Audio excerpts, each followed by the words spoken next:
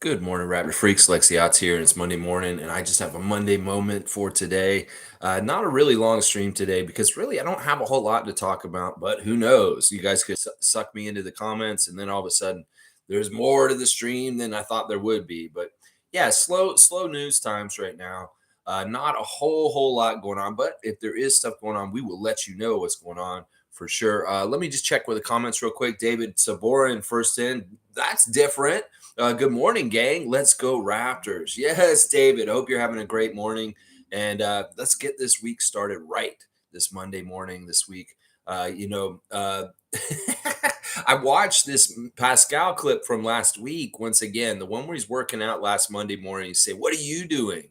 I thought more about what he said in that moment, and there is a little bit more to it to kind of like think about in some ways that he does say, "What are you doing with your life? Playing piano?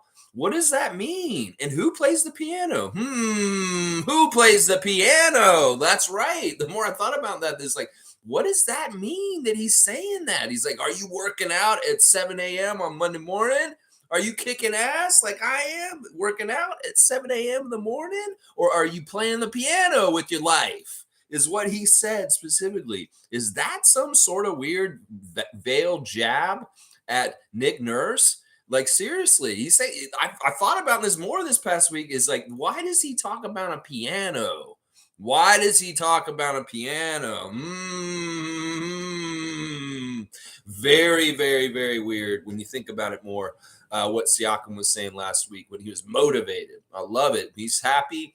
He's looking strong. He's looking confident. That's all I care about right there. Good morning to Canadian Dana. I am Canadian. Yes, Dana with her 6'6" son. Holy cow. Holy cow. Good to see you, Dana.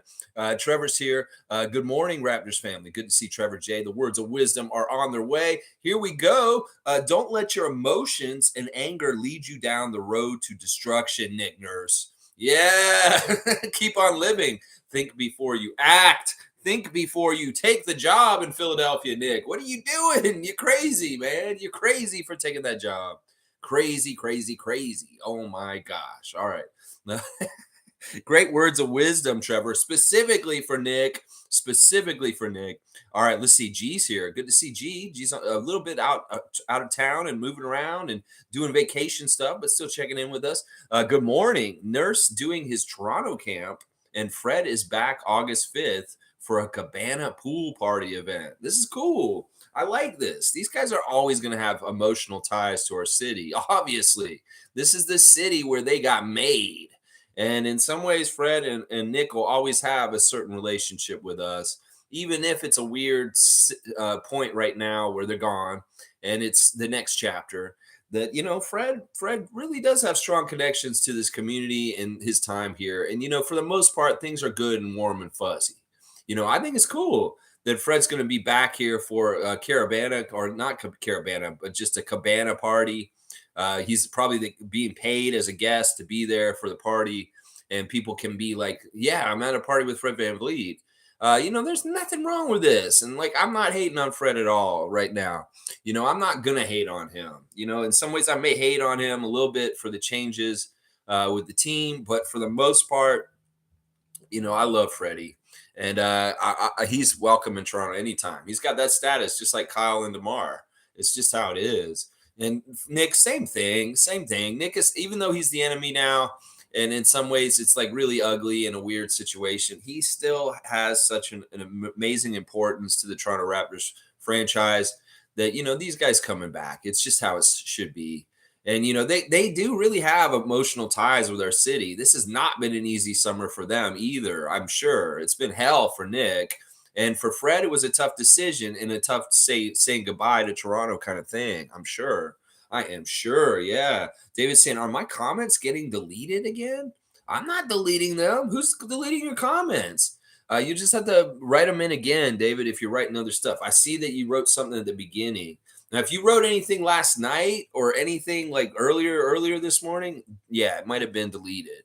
So if you write too far before the stream starts, the comments just don't survive. I don't understand it. It's very weird. Like, people will come in and make comments the night before, and they're just not there in the morning. I don't know what's going on with that YouTube. Just leave my comments there so I can read them. I don't care when they wrote them. They can write them 2 days before, and I'd still read them the day I'm doing the stream. Come on, YouTube, get it together. Cool Cat's here. Good to see Cool Cat. Good morning, Raptor Free crew. Pascal plays the piano, a hobby he picked up on suggestion from Nick Nurse. So I think he is referring to himself and what he does. I've never known this about Siakam, that he's playing the piano also, that he picked this up from Nick Nurse.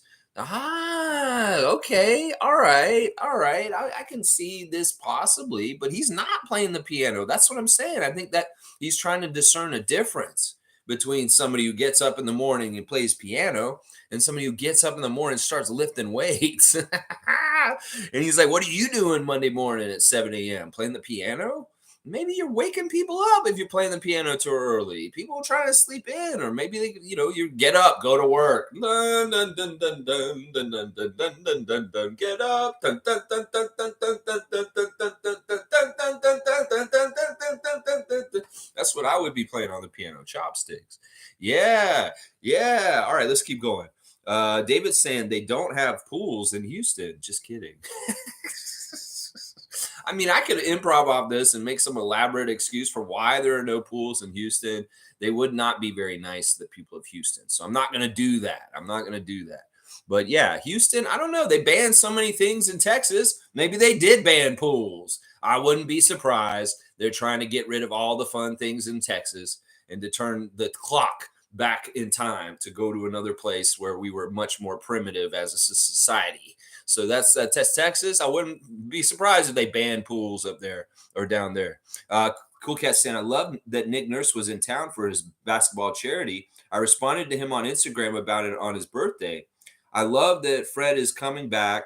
This is his home away from home. He has opened up his Instagram comments.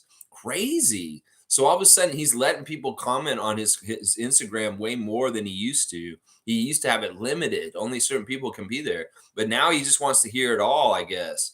Maybe he wants all the noise because I know it's how he feeds himself to get more eager and to do things. So he's like, all right, just unfilter this. I don't care. Let them write whatever they're going to write at this point. Raptors fans, Houston fans, whoever fans. Yeah, I want to hear all of it is where he's at this point.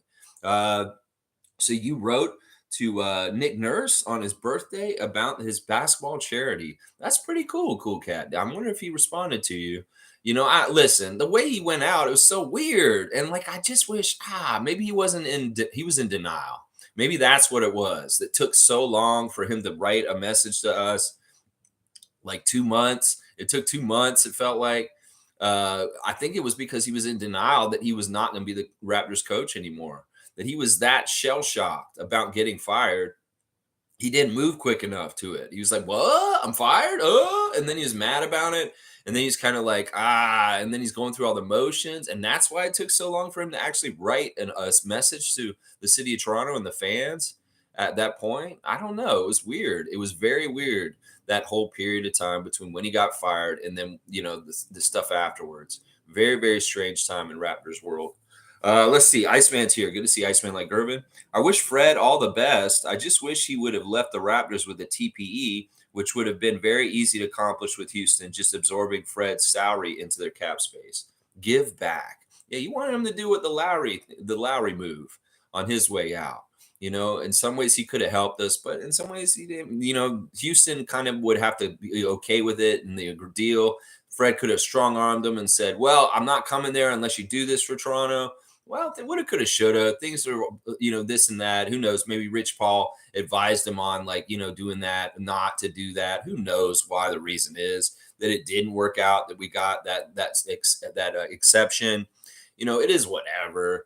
It is whatever, Iceman. We just move forward and go forward. In some ways, this is a cutthroat business, the NBA. It is very competitive. And in some ways, does Houston really want to give a competitive advantage to the Raptors if they don't have to? And if Fred is not putting it in his mind to do that, to help us out on the way out, is it a huge deal? Should we taint his character because of this decision? I don't know. I mean, in some ways, I don't know how realistic this would have been. I mean, I guess it could have happened, but a lot of things would have had to have go right for it to happen, I guess. Fred would have wanted it, and he would have had to have Houston agree to do it too. So I don't know. Fiercey saying, "Good morning, fam, and happy Monday. Wishing you a fruitful week." There you go, Fiercey. Hope you have a fantastic week. Also, let's get out there and raptorize our week. Let's kick some butt. Yeah, Monique is in here. All right, super fan. Good morning, everyone. If you notice, Lex, Tracy almost always brings up the conversation. This conversation when he does with Vince in an interview. Okay, I don't totally understand. I get what you're kind of saying. All right, well, today we're talking about Tracy McGrady. That is the picture for today's stream. A picture of young Tracy McGrady, who just got drafted by the Toronto Raptors, sitting next to Isaiah Thomas, the GM and president of the Raptors at that time, who was very much touting Tracy and early scouting him, and he was his dude. He was like, "This is my guy. I want to get this guy here in Toronto," and he made it happen. That Isaiah was very successful at getting Tracy McGrady and drafting him and putting him on the Raptors. Well, Tracy's doing a lot of podcasts right now, and he's very outspoken on various issues. He's talked a lot about his place in the history of the NBA recently and comparing himself to Kobe Bryant. And some people are saying, you're crazy to compare yourself to Kobe, but no, he's not. Because you do not remember the 2000s when Tracy and Kobe were very similar as young players, and they were very much dueling to be like the top scorer in the league often. McGrady was on a certain level when he was with Orlando and Houston that people sometimes forget. And that, no, he's not crazy to compare himself to Kobe Bryant, because there was a lot that he did other than winning a big championship or certain things that was amazing and that was absolutely individually outstanding. He was among the lead leaguers in points for quite a few years. And he had some amazing scoring feats at different times, including scoring like 12 points in like 10 seconds or something like that. It's absolutely insane that people forget who Tracy McGrady was. It's not that long ago. I can understand y'all not understanding Dr. J's top 10 greatest list, because that's way old head stuff and you don't get it. But if you don't get Tracy McGrady and you're an NBA fan, y'all need to go back and get some history lessons. You really, really need to. Seriously. Now, one of the things that McGrady let out in this podcast, and this is what I want to talk about the most today, is that he admitted that he dogged it and did not do well in his Boston Celtics pre-draft interview because he did not want to play for the Celtics. I love you, Tracy. You are more and more of a Raptors GOAT as time goes on. I was upset when you left, but you were young and you got bad information, bad advice, and I know you regret it. I know that you regret leaving Toronto, that you wish you had stayed and played with Vince and gone somewhere with him as flourished when you flourished in Orlando. If that had happened in Toronto, who knows what could have happened with the Raptors and possible championships in the decade of the 2000s. It's amazing that you said this. He specifically said he did not want to work with Rick Pitino. Rick Pitino, the old Kentucky coach, very, very famous college basketball coach, was around the Celtics at that time. And maybe he had a certain reputation about how he liked to run things. And Tracy wasn't interested in it. He was not interested in it. So he literally submarined his interview with the Celtics, made them think he wasn't as good as he was, made him think that he wasn't this highfalutin high school kid from Mount Zion Academy. And they passed on him, or they were like, "Nah, we're not interested in McGrady." And in fact, I remember back then, there was a little bit of noise right before the draft that McGrady may not be a very good pro, that he's such a gamble coming straight out of high school, that they have no idea if he'll actually translate or be able to become something in the NBA. So, there was a lot of press about that. And maybe it stemmed from him not trying against the Celtics on purpose, so he would not have to wear that ugly ass green jersey. Yeah, Tracy, you are a real one. The Raptor freaks love you. And I love that story you're telling that. In some ways, that's shade towards Celtics Nation. And I love that, Tracy. You go and shade Celtics Nation, retired former Toronto Raptors draftee Tracy McGrady. Yes. In some ways, this is what makes me love Tracy and what makes me kind of like on Vince. Because Vince isn't like Tracy since all this time has passed. Tracy has said so many good things about the Raptors on consistent levels. He has regret what happened with him leaving. He has shown so many different things that makes me like, you know what? We love you, Tracy. Don't worry about it. You were our kid draft pick very early on, and you were such a legend in some ways because of your career and what happened. And we love that it started here in Toronto. So in some ways, I really do look at Tracy and Vince in totally different ways. And I just gave some major points to McGrady for divulging this stuff about his pre-draft with the Celtics this weekend. That's so cool. So cool. Yeah, yeah. A lot of Raptor fans on Twitter, when they saw that, were saying similar things to what I was saying. Yeah, GOAT, Raptors GOAT, stuff like that. I love it.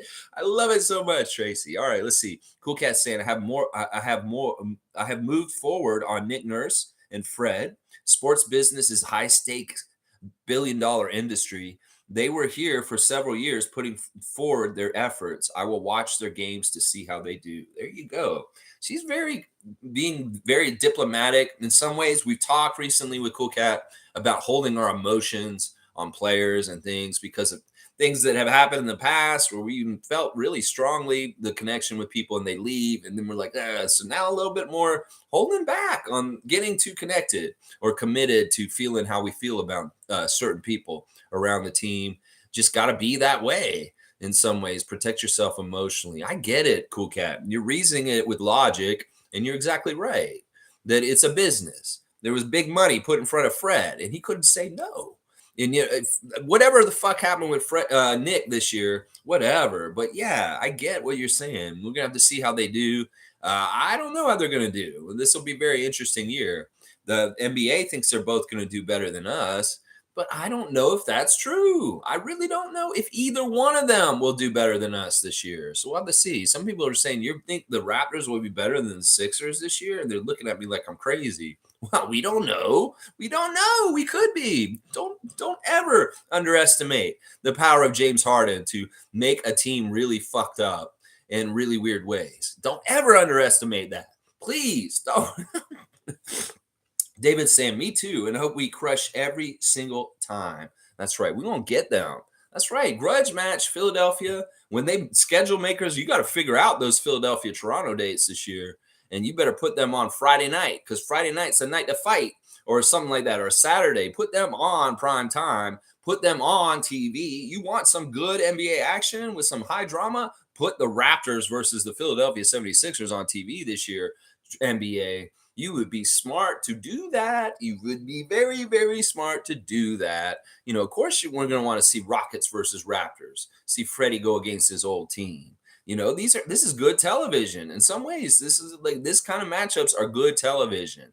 Former friends, former coaches, former teammates playing each other. Let's go. Let's go. Fiercely saying, not the ugly ass green jersey. I know. Don't bring that thing out. We don't want to see it. Tracy's like, no, Rick Pitino, no Boston, no Celtics. I suck. You don't want me, Danny Ainge. You don't want me, whoever was in charge at that time. Not Brad Stevens, because it's a long, long time ago. You don't want me because I'm not that good. I'm from high school. You really don't want me. Oh, man. We heard such good things about you, Tracy, though. Yeah, but I'm immature and I don't really know how to play yet. And I'm a skinny little beanpole kid. You don't want me, Boston, but we're Beanstown. We're Boston Beans. You're beanpole. We should get you. No, you don't want me. No, you probably don't. I'm immature. I'm a skinny little kid. All right, we'll pass on him. Not very impressed with McGrady. No, we better not get McGrady. Hey, sporting news. McGrady sucks. Yeah, he came in and told us that. Okay, let's tell everybody else. All right, put it in. All right. And then boom, there it goes. No ugly green jerseys for Tracy. That's right. Infamous is here. Good to see Infamous. Salute, freaks. Good morning, Lex. There is something that is never mentioned about the early year of the Raptors, and that is the drafting skills of Isaiah Thomas. Looking at the players he drafted. This is such an important thing that we should bring up and talk about. You're right, Infamous. Isaiah, in some ways, is getting more blast lately. We've seen him at Summer League, hanging out and calling the game and embracing Marquise Noel, both verbally and literally, as a hard over height guy, somebody that is along his ilk from now. And Isaiah, very outspoken, just like Dr. J and Tracy McGrady, saying different opinions and things like that. In fact, I saw a really cool clip of Isaiah Thomas on Twitter yesterday where he's doing a dribbling exhibition at a Dominique Wilkins charity game. And he's doing all these dribbles while he's sitting on the ground and dribbling really low to the ground and doing all this stuff. And people are like, what's so great about that? I can do that kind of dribbling stuff. You don't exactly understand what he's doing there as far as like what he did and how he did it in game. Sure, you could maybe dribble like that, but apply that to the speed and the power of the NBA game. But yeah, Isaiah as a player really unheralded in some ways. And, in some ways, all right, here's another guy. We're going to look at him. Is he good or great? He is great. He is great. Isaiah Thomas is an NBA great. He has 2 rings. He was very much undersized in his era, and he very much dominated. And, in some ways, there's no Kyrie Irving without Isaiah Thomas. That's just the damn truth. And I'll bet you Kyrie Irving would tell you that. So, that's what I'm saying. Like Isaiah was a trailblazer for the little guy in the league on a level that was much bigger than Muggsy or Spud Webb or those guys. That Isaiah was a bona fide all-star year after year. He should have been on the dream team, but because of his thing with Michael, he wasn't. And, there's a lot about Isaiah historically as a player that is absolutely incredible. In fact, in some ways, Isaiah was the most successful as a player in his whole entire career, not as an executive, not as a coach, for damn sure, not as a coach, but as a player. And that's something we should champion him for is the great play he had in the 80s and the 90s as a player. And then, yes, when he became team president of the Raptors, which was very early after his playing career was over, he was very young. He showed a real acumen for drafting really well. He wanted Damian Stoudemire. And well, that was a very good pick. He picked Marcus Camby, which is a very good pick. Over time, Marcus Camby became one of the best rebounders and shot blockers in the league during his era. And then he picked Tracy. That was like 3 home run first round picks in his first 3 years as the president and GM of the Raptors. So yes, this is something we want to put some shine on Isaiah Thomas for, is his amazing skill at drafting. And he did do a really, really good job drafting. Holy crap, he did. He really, really did. He was always good at that kind of stuff. And that's why he's helping Phoenix now. He's actually a part of the Phoenix front office at this point. I don't know if a lot of people know that. He's an advisor to Matasheba, the new owner of the Phoenix Suns. And he is helping him build that team in the desert right now.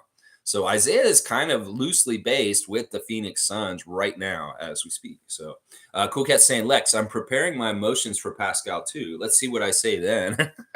Listen, I hope you don't have to prepare anything for Pascal. That is just smooth sailing. He's in a Raptors jersey until he retires. And he is just a Raptor through and through from a rookie year right on up until his final year in the NBA. That's what I want to see for you, Cool Cat, and for all of us Raptor freaks. Was we deserve a player, a franchise player, somebody who spent their whole entire career with us. And I'd love for it to be Siakam. I would love for it to be Siakam. Let's see. Fiercely saying so many great players come and go. We clearly see health is the key to longevity. Not a fan of LeBron, Chris Paul, and some other vets, but giving them props on maintaining their bodies, and kudos to Thad.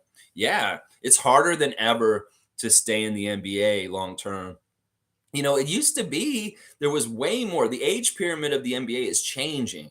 It used to be way more like uniform, kind of going up and down like this and tapering off like maybe around the mid 30s, like around 35, 36. You're maybe getting older for a player and less likely to be in the league. You're very few 40-year-olds. There were some 40-year-old players back then, maybe more than there are now.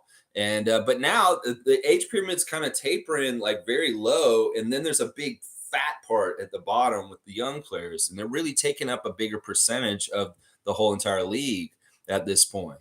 And it's like it's a vet drain, and in some ways it's a bunch of different things together. It's like these teams valuing young guys to come in and develop to pay them cheaper, because the vets usually have to get paid more. It's guys are, maybe there's like injuries that are causing guys to have to retire earlier.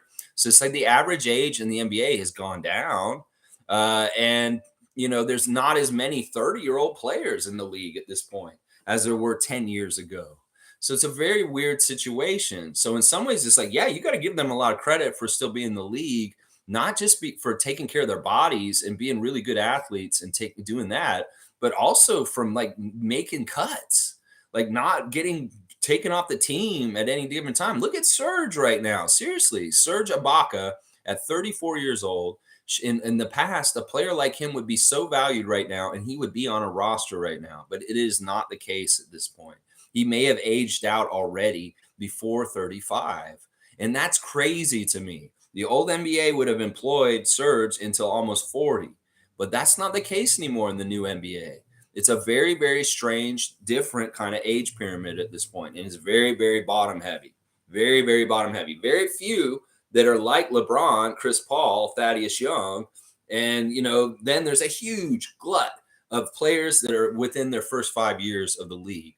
So, wow, crazy, crazy stuff. Thanks for the comment, Fiercey. And yeah, I'm proud of these people too, especially LeBron. All the wear and tear he's put on his body, and the fact that he has stayed on the court from the most part without any major timeout is a fantastic accomplishment. I will say nice things about LeBron when it is, it makes sense, and this is something that everybody should agree on. The way that he stayed healthy and played so long, well, that's a big part of the reason why he broke Kareem's record last year. That's a big, big part of it right there. Let's see. Monique is saying Tracy always brings up Rick Pitino's name in an interview, so I should have put that in that way. I'm happy Tracy spoke honestly. Okay, you meant that he always talks about Rick Pitino. That's what you meant. Okay, I didn't totally understand. Okay, yeah, Rick Pitino's a weird one. I guess certain coaches have certain reputations, and people just kind of like maybe are not interested in working with them. Certain coaches. Yeah. Infamous says Isaiah has a winning record against Michael Jordan. Yeah, that's something that people may not talk about too much. I mean, they did own the Bulls before the Bulls became the championship Bulls. That was the whole situation in the Eastern Conference at the time was, well, the Pistons kind of came and took it from the Celtics. In the mid 80s, it was Larry Bird in the Eastern Conference and Dr. J in Philadelphia. And they were kind of battling in the Eastern Conference Finals a lot in the early 80s. And then at some point, the Celtics really kind of beat the Sixers more often than not, except for that 83 championship. And then the Pistons kind of became the upstart after 85. And they started more battling to be more near the top. They went to the finals and lost to the Lakers. And then the next year, they came back to the finals and they beat the Lakers. Now, during those years and in Jordan's first few years in the league, the Pistons owned the Bulls. They absolutely kicked their ass and won a lot and, those kind of ways. So they put them out of the playoffs even on those playoff runs to get those two championships that the Pistons won in 89 and 90. So they were very much that like LeBron was to us in the 2010s to Michael. They were like, nope, you're not getting any further. Pistons saying, this is it, Chicago Bulls. You ain't getting any further. Well, then after the Pistons won the two championships, the Bulls got even better. And then they finally overcame the Pistons and dethroned them in the playoffs. And that was a big deal. That was that famous series where Isaiah and those guys did not shake Chicago's hand after they put them out. And they were defeated for the first time, and they were sad because in some ways they'd just been put off the hill by the Bulls. So they did a non-classy thing and didn't shake their hands after the series. And Michael still holds that against Isaiah to this day. So, and that was a whole part of it too, was that like, that's part of the reason why he didn't want him on the dream team, all that kind of stuff. There was some weird shit about how Michael was using his increasing power in the NBA to kind of try and invalidate Isaiah's career. And I didn't agree with that. I was a Piston guy. I was an Isaiah guy. And I always sided against Michael in these kind of situations back then.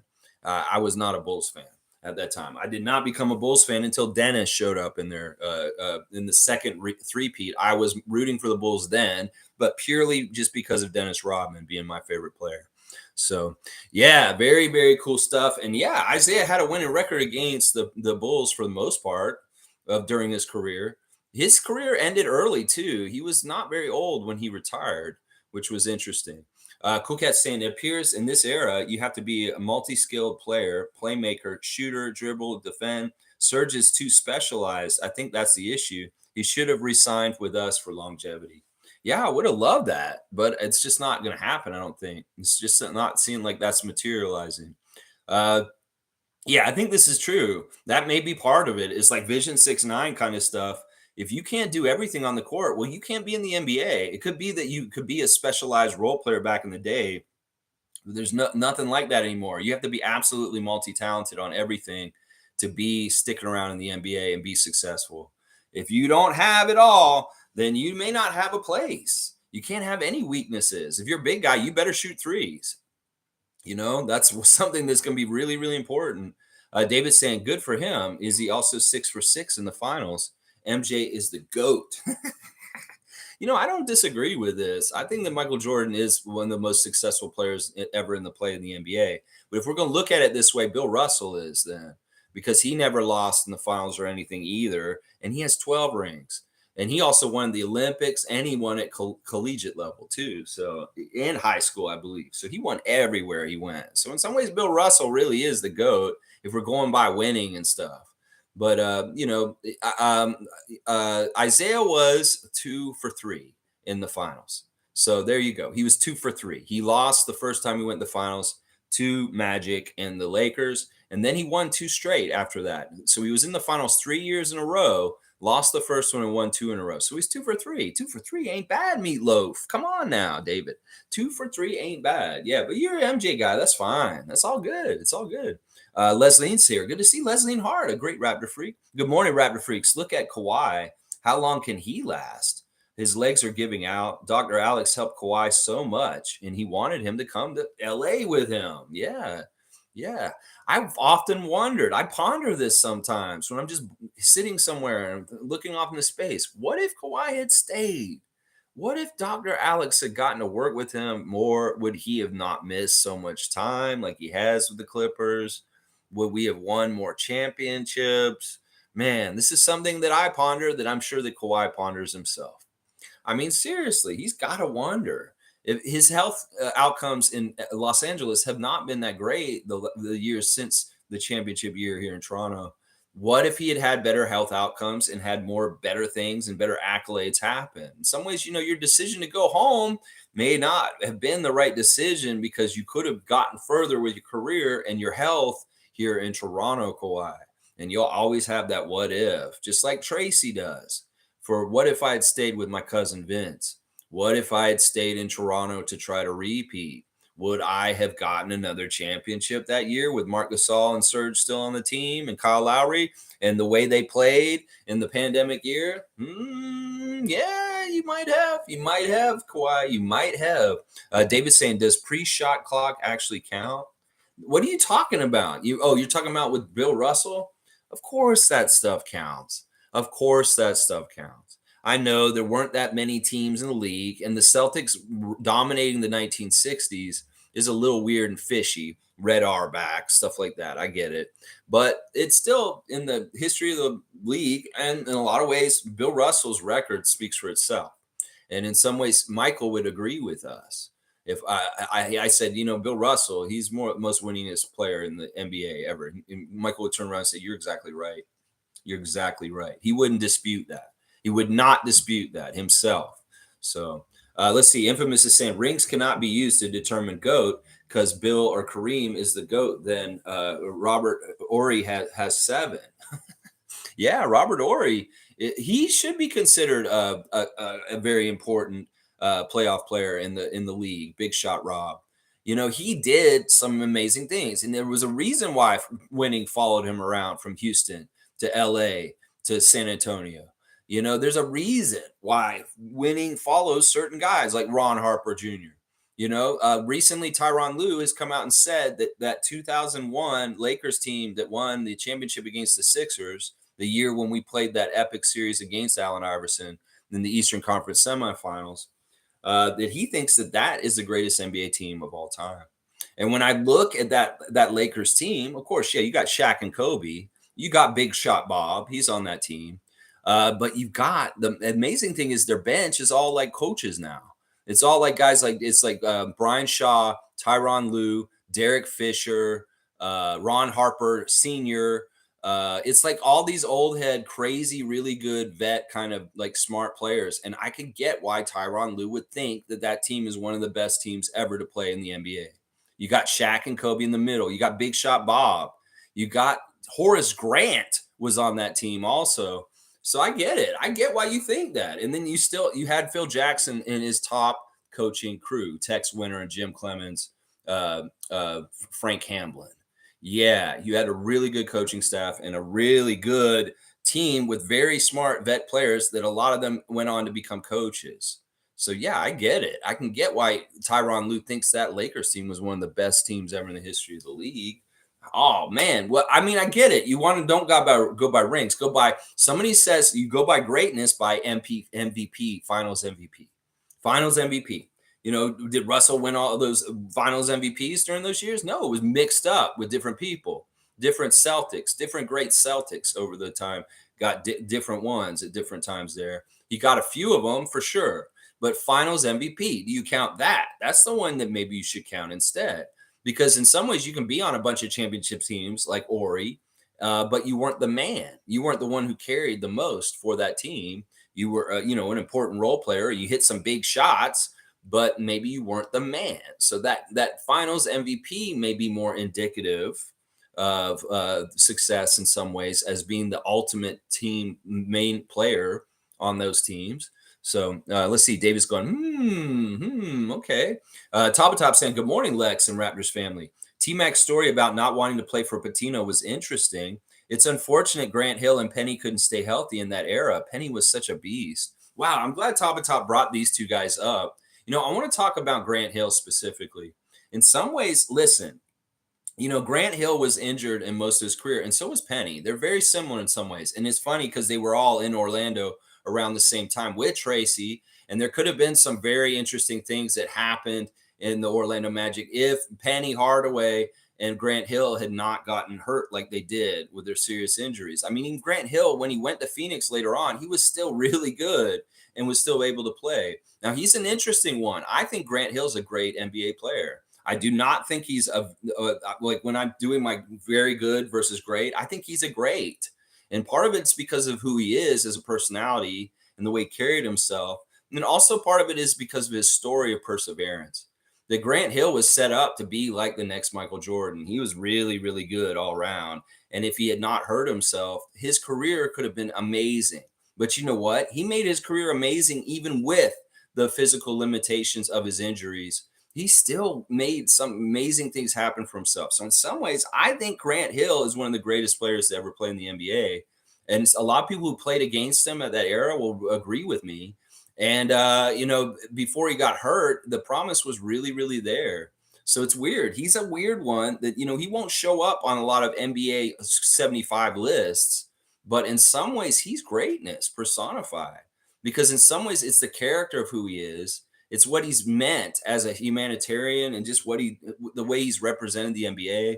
And then it's also the fact that he didn't give up after he got hurt and he made a very good NBA career after he got hurt. It may not have been the same level, but it was still something very impressive. Now, Penny, it's a similar kind of thing. Injuries robbed him of a glorious, amazing career. His early years in Orlando were stellar. He was fantastic. He was absolutely electric and crazy good. And injuries really made his career suffer worse. He had a harder time than Grant coming back and making himself a very good NBA player after his injuries. And in some ways, he never really got to that promise after the injuries. And that's too bad. But in some ways, he was destined for greatness also. The little Penny commercials, just the height and the combination of who he was and what he could do on the court was so phenomenal. And that young Magic team with him and Shaq still in Orlando was nasty. It was so nasty. So, yeah, thanks for bringing up Penny Hardaway and Grant Hill today. Both similar stories, but in very, very, very important players for their time. And people forget how good and talented they were. They really do. David saying, sorry, how does winning follow Ron Harper Jr.? I said Ron Harper Sr. Winning follows Ron Harper Sr. because he did. He won with the Chicago Bulls. He won with the Lakers. And he won a lot of rings. He has like 5 rings. So you tell me if Ron Harper Sr. doesn't have winning following him around. Yeah. If you did you hear me say junior? I meant senior. Let's see. Infamous is saying Kareem won on every level, high school, college, and pros. The only thing he has, MJ has over Kareem is steals. See, there you go. Somebody's pushing. Infamous is pushing Kareem Abdul-Jabbar as being greater than Michael Jordan. Dr. J would agree with you. I'll bet you Dr. J would agree with you. He really likes Kareem Abdul-Jabbar. He thinks he's the greatest. He would tell you that. He said the best player to ever play in the league is Kareem. And that would be Dr. J would say that without even flinching. And he would agree with you.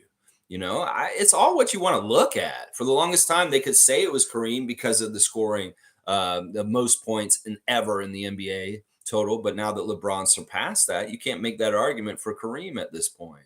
So in some ways, Kareem and he knew this when this happened last year.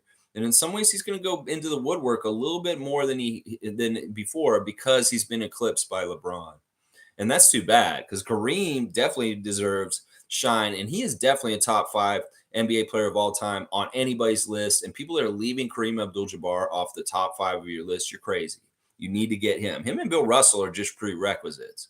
They need to be in the top 5 of everybody's greatest top 5 ever. You can put Michael and Michael and LeBron and those two guys for sure. And you can pick whoever else you want for the other fifth person. But those are the top 4 ever in the greatest history of the NBA. Kareem, Bill Russell, Michael Jordan, LeBron James. You pick the order. I don't care. But those are the 4 top dogs ever. That I'm just saying, those are the 4 greatest ever right there.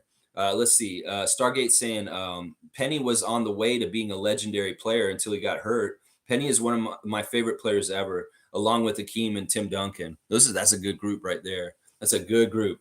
Penny was so fun, because he was so tall, but he really did play like a point guard. And his skills passing, this is maybe somebody that Scotty needs to watch to get some influence from how Penny was passing to people. And maybe there is a lot of influence from Penny Hardaway on Scotty already, and he's well aware of Anthony Hardaway, and that he's mimicked him and built some of him into his game already. The no-look passes that Scotty does are reminiscent of Hardaway from back in the day to a degree. Yeah, I like that. And hey, I can't go wrong with you picking Olajuwon and Duncan. Those are great players, Stargate. Good taste in players. And who couldn't love the little Penny commercials back in the day? With that annoying little puppet coming around and say, Lil Penny is like, oh man, he was the best. Let's see. Monique saying, stop hating Ron, David. Seriously, please. All right. Superfan Monique is calling you out, David Saborin, for knocking Ron Harper Jr. so much. Just let the man try and do what he's doing. And she's saying you're not being a Raptors freak, David, when you're coming down on Ron so much. He's a Raptor. We want to be encouraging and helpful and positive towards our guys in energetic ways. Send him good psychic energy, David, to win and to play very well. And stop hating. That's what Monique's saying right now. Well, David's saying, I'm not hating anyone. I'm just asking a question because I almost fell off my chair when he said that. Well, if I said junior, I meant to say Ron Harper Sr. And maybe you heard me say junior just because you're thinking so much about Ron Harper Jr. these days. I don't get it. Why? And it's Ron Harper Sr. that I was saying he was on that team. It doesn't make sense. Why would Ron Harper Jr. be on the 2001 Los Angeles Lakers? All right, let's keep going. Infamous is saying Grant is a special one of my favorite players. I patterned my game after him. Great character as well. He would have been the next great MJ if it wasn't for injuries. Yeah, Grant Hill in Detroit early in his career. Woo, woohoo, woo. He was doing Jordan kind of stuff. He was scoring like him. He was doing everything. He was an all-round package. He could pass. He could rebound. He was good at stealing the ball. He could get up there. He could shoot. Yeah, Grant Hill was something else. I would feel very fortunate that one of the first Raptor games that I ever went to was Grant Hill was playing in it. It was at the first season of the Raptors. I went and saw the Pistons versus the Raptors, and it was Grant Hill, Joe Dumars, and Lindsey Hunter kicking our butt and beating us in that game. Allen Houston, I think, was on that team too. So, yeah, Grant Hill was something else. And I got to see him before he got hurt, and he was really good in that game that I saw, the first Raptors game I ever went to. Yeah. David's saying, watch the tape. But, okay, I get it now. You said junior, or at least that's what I heard. I don't know what I said, David, but if I'm talking about 2001 and I start naming old vets like Tyronn Lue, Brian Shaw, these guys, why would I say Ron Harper Jr. was on that team? All right. If I said just Ron Harper, maybe you heard that just Ron Harper. If I said Ron Harper Jr. and I watch it back later and I'll be like, all right, David was right, whatever. But it's a verbal slip. You knew what time frame I was in. You're wanting to believe that I said junior in this situation. It was Ron Harper Sr. that was on the Lakers with Tyronn Lue. All right, let's see. Fiercely saying, you said junior, but I knew you referred to senior. No shade on junior, but yeah. Okay, if I said junior, well, then I'm just in the current and I meant to say senior. Y'all know what I meant. I can't be perfect. I'm definitely not. Let's see. Infamous is saying the dream when he came to the Raptors was only here to collect a check. That rubbed me the wrong way a bit. I still think he's great, though. Yeah, that was annoying. And yeah, in some ways it's annoying. It tainted a little bit for me, too, in some ways, because I really love the Raptors. And I thought that was kind of messed up. He did show up and he did do some things a little bit good, but not worth what he got paid. And he did kind of mess up our franchise around that time for a little while. It is what it is. I don't know. In some ways, the allure and like we paid to have the prestige of Olajuwon being in a Raptors jersey and being a part of our history. And they can't take that away. Like in some ways, Olajuwon's in the Hall of Fame. Olajuwon is a Raptor. He is a Raptor.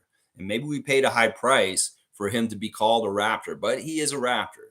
There is no denying that he is a former Toronto Raptor. And I'll take that.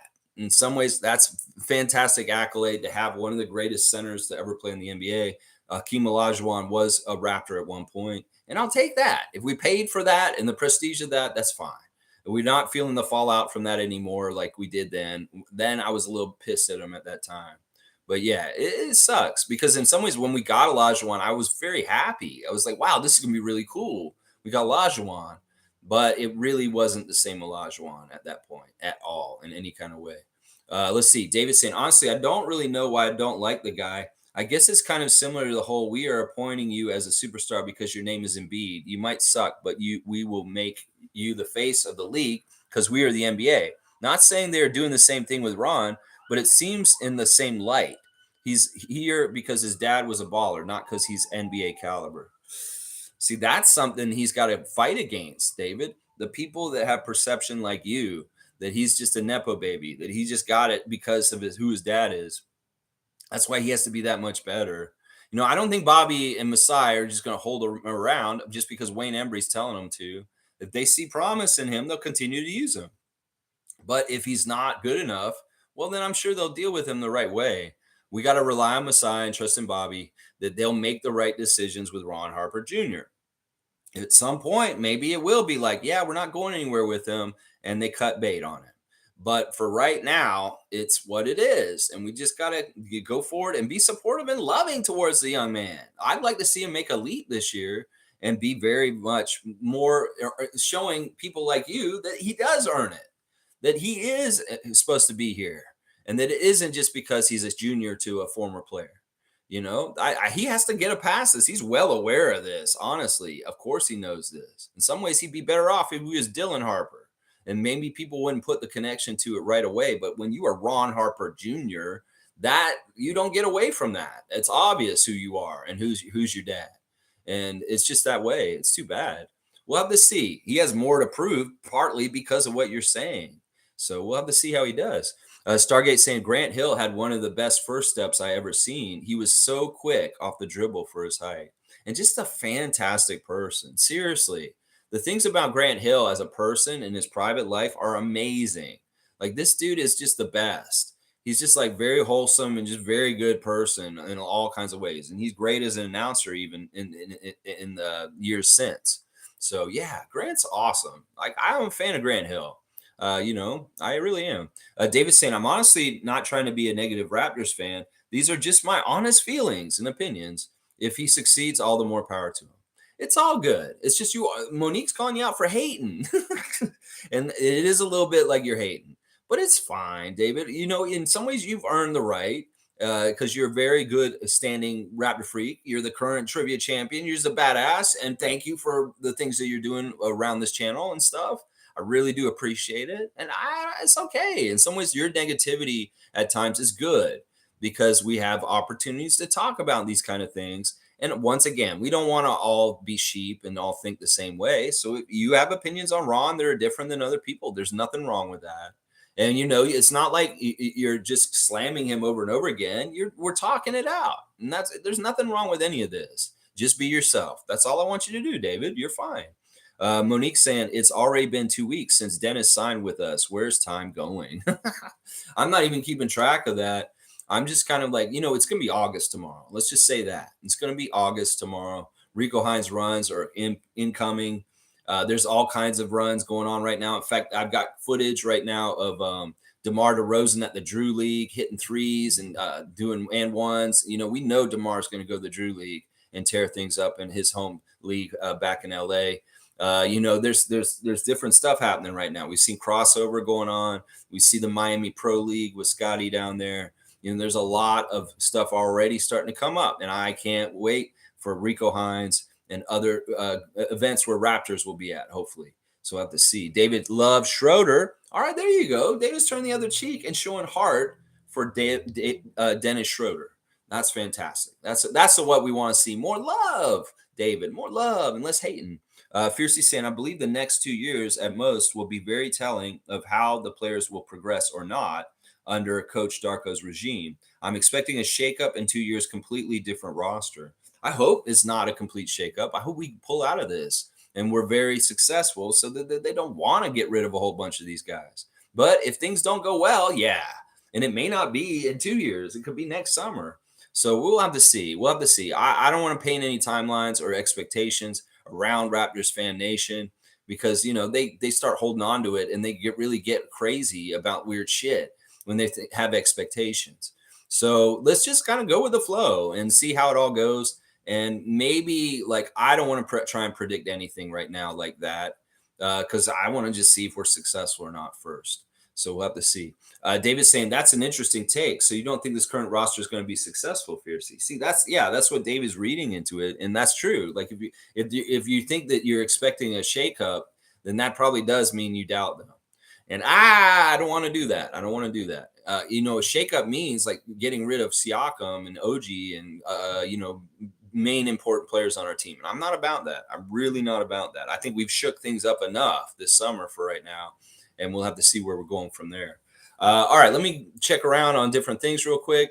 Monique has let us know on the Raptor Freak Facebook chat last night that Svi Mahalik has gone the route of Kemba Walker, and he is signing with Panathinaikos. I don't know if he's actually going to be playing with Juancho. Is that the same Greek team that Juancho just signed with? They may have Juancho Hernangomez and Svi Mahalik on that same Greek team. So Svi is officially out of the league and taking that European money and going to Europe. Good for you, Svi. We wish you the best in all things. Once again, let's do our Instagram check. Dennis is really putting on blast his clothing line. That's tough. That's tough store. So check out his stuff. He's got some baby blue stuff he's wearing on his Instagram to model. And he's saying the first content in BS. What? Thanks everybody for coming out. Okay, I guess there was something going on. He has a skateboard. I think he went skateboarding or something as an event. Thad Young has got his class schedule for his Shoot 360 at Memphis camp. A lot going on with the kids in their camp in Memphis with Thad Young. Good stuff. And he's also putting on blast Reform Transportation, the company he's invested in. Good stuff. Ron Harper Jr. putting on blast a game that he had against the Summer League, against the Pistons, where he dunked it. That really nice dunk he had in the Summer League. Remember that one? That was really nasty, that dunk Ron Harper Jr. had. I should say Ron Harper Sr. to balance it out. Let's see. And then he's got a photo dump for July. And there's some goofy pictures on there. There's a picture of a puppy. And then, just stuff from Summer League and just him being palling around, stuff like that.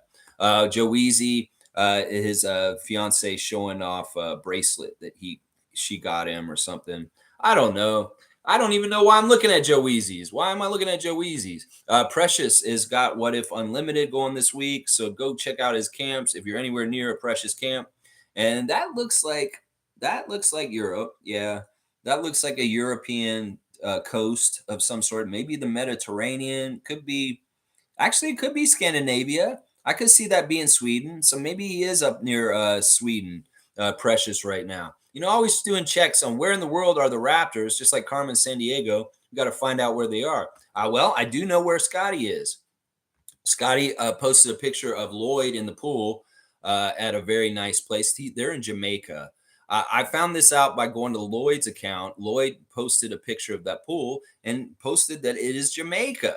So Scotty and Lloyd are vacationing in Jamaica right now. That's where they were watching UFC the other night. And Lloyd just enjoying pool time, and Scott having a good time out there. And they're also playing, I don't know if this is pickleball or tennis. I think it's just regular tennis. And it looks like it's Scotty and Precious playing, but I know that's not Precious because Precious is in Sweden, I think. So it's just a friend that kind of looks like Precious, and they're playing. It's tennis, right? Or is it pickleball? I don't even know what pickleball is. I think it's tennis that they were actually playing. I don't know. They're in Jamaica. They're playing something with a net and some rackets. Mr. New York City is singing songs in the gym and like quoting rap lyrics, and he's hyped. He really feels like he's completely blessed and everything's going to be really good for him. And he's just on his way. It's all said and done. Is this dude, listen, man, you're going to have to put that work in and prove it. But he's already feeling like it's all coming to him all in good order and quickly, that he has got positive, good things happening. And I believe him to a degree. But also, man, his confidence about where his path right now is really off the charts. I am really amazed with Marquise Noel. Really, really, really amazed. Yeah, Montego Bay. That is where Scotty and Lloyd are vacationing right now. And it's cool that Lloyd's with him. Seriously, that he's hanging out with Lloyd a lot. That's good, Scott. That's a good friend for you to hang out with. You know why Scotty likes Lloyd? Is because Lloyd has got some OG qualities. Lloyd has got he's very like OG like in some ways. So it's kind of like Lloyd is like his OG proxy, I guess. I don't know. Scotty can't hang out with OG all the time because OG's busy or something. He gets Lloyd, and Lloyd is kind of like he has that kind of weirdness to him, like OG. Yeah, he's got that little bit of awkward kind of like, yeah, Lloyd's a little bit like that. I think that's part of the reason why Scott loves him so much. He just likes that kind of personality, that quirky, kind of odd personality. Scott very much values being around it. All right, let's see. We'll get back to the comments now, and we'll probably finish up soon. Let's see. David's saying, if that's the case, are you in the camp of trade Pascal then? Because now would be the time. Fuck that. Y'all shut up. Don't open this door. That's why I'm saying don't worry about expectations or thinking about things too far ahead, Fiercey. It's not worth it. We got to answer the questions before we even start to put thoughts into this. We're getting ahead of it.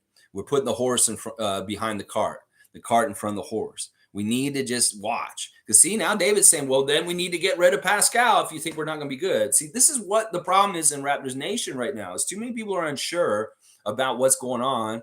And they're already saying, well, if we're unsure, we need to just blow it up now and start right now. And I don't like that. Fuck that shit. Just trust in Bobby and Masai. We're going to be fine. And let's be, if there's any pocket online in Raptors fan nation that is confident and feeling good that we're going to be successful and everything's going to be fine, we're going to stay together. Let's be that group. Let's be that group out of everybody. I don't like this doubt. See, David's extrapolated into, well, we should get rid of Siakam if we're thinking this way. Fuck all that. We're going to win. We're going to be badasses. We're going to sign all our guys to long term, and we're going to win championships. That's what I'm predicting for what we're doing. Yeah. Iceman's saying, who is the better player this season? Grady Dick or Javon Freeman Liberty? Wow, that's a great question, Iceman. Well, I'm hoping it's Grady because in some ways he has more pressure on him as a first-round pick, as a 13th pick in the draft. And I don't even know if Javon Freeman Liberty was a drafted player. So in some ways that already puts more pressure on Grady to be more important or better this year. So I don't know. I don't know who's going to be the better player though. In some ways, Liberty has some advantages from playing in the G League already. And if they're going to be both playing at 905, it could be that Javon has an easier time just because of his experience already. And Grady may have a learning curve. And he may not be out the gate just fantastic. He may have to go through some lumps and figuring out and adjusting to the size and speed of the NBA game. So I can't tell you for sure who's going to be better this year. Who's going to be better long term? I hope it's Grady. I very much hope it's Grady because we just invested a 13th pick in him. So we'll see. This year he may not be. It could be that Freeman Liberty is a better player than Grady this year. but maybe not next year right away. We'll have to see what the learning curve is for Grady Dick. We'll have to see. David's saying, tough to say. What do you think, Iceman? I mean, listen, I hope it's Grady over time because, like I said, he's a first-round pick, and that's more pressure. Fiercely saying, "Oh no, not enough to write, but it'll be do or die for many players: Harper, Malachi, Doughton. Not sure Trent will stay. I want OG, Pascal, and Scotty to stay for sure." Yeah, see, we're getting way too ahead, Fiercely. We just finished like our free agency period and like the off season for this year.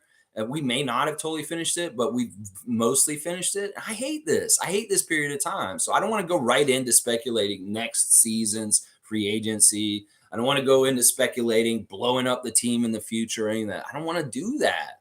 I want to concentrate on right now, and I want to be positive about the possibilities for this season with Coach Darko and the changes we made. And beyond that, I don't even want to talk about it. Gary Trent has intimated that he wants to stay in Toronto long term. So I think he wants to stay. He wants the extension from us in the fall, and he wants to stay here for years to come. So I don't see Gary wanting to leave.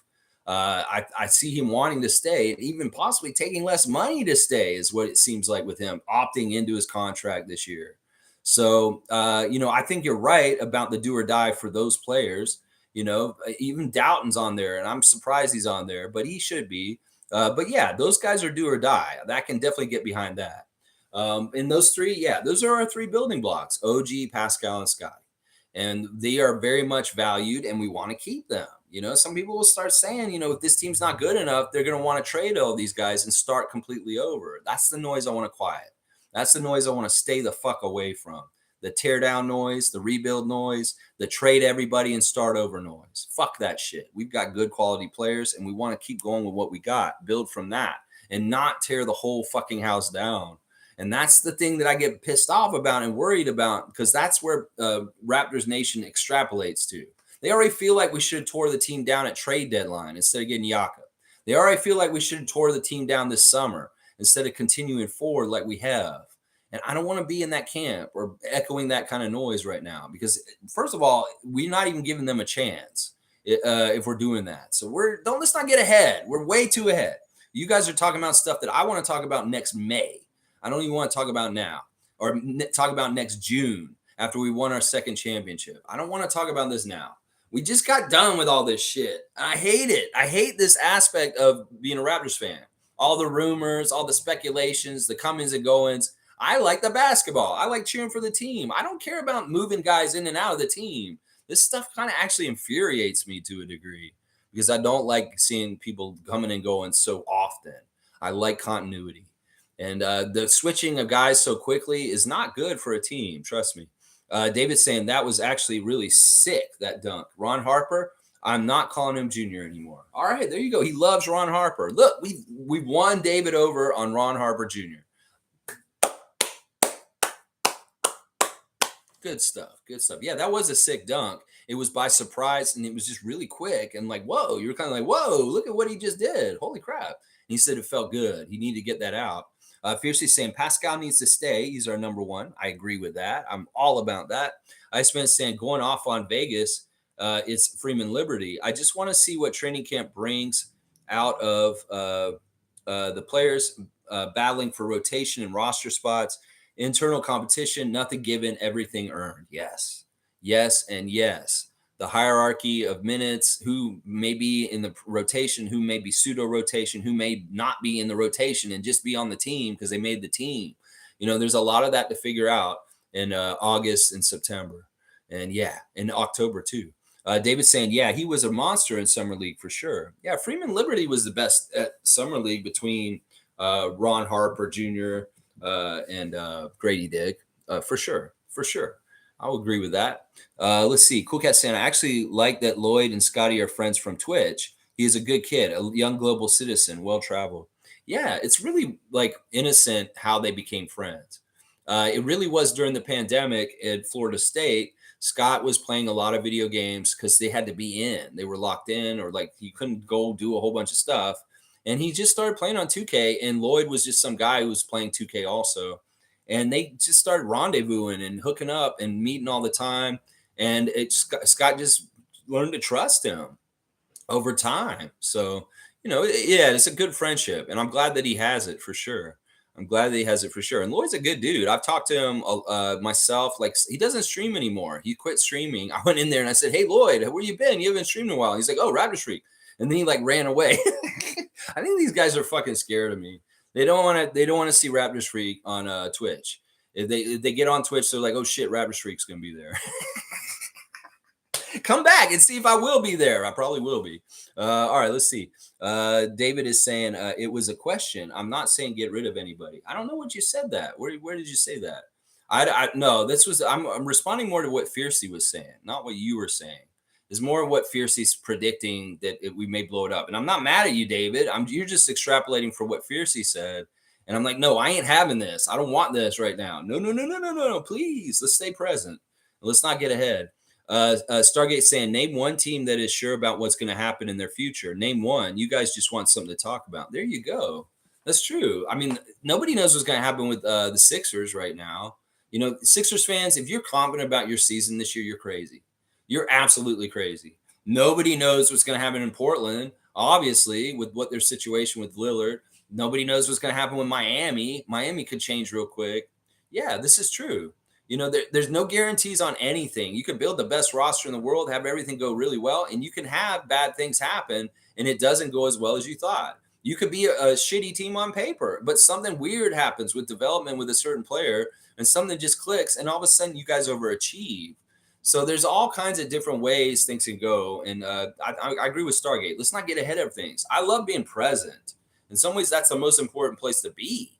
Not be stuck like with anger towards Nick from the end of the season. Get past that, get present, not stay in the past, and not get too ahead and worrying about what's going to happen in the future either. Let's just stay right here, baby. July the 31st, 2023, in the middle of the summer. And we just have opportunity and possibilities for the Raptors going in the new season with a new coach. And that's where I just want to be present, baby. Monique's saying, I'll keep saying it. Pascal is a Raptors for life.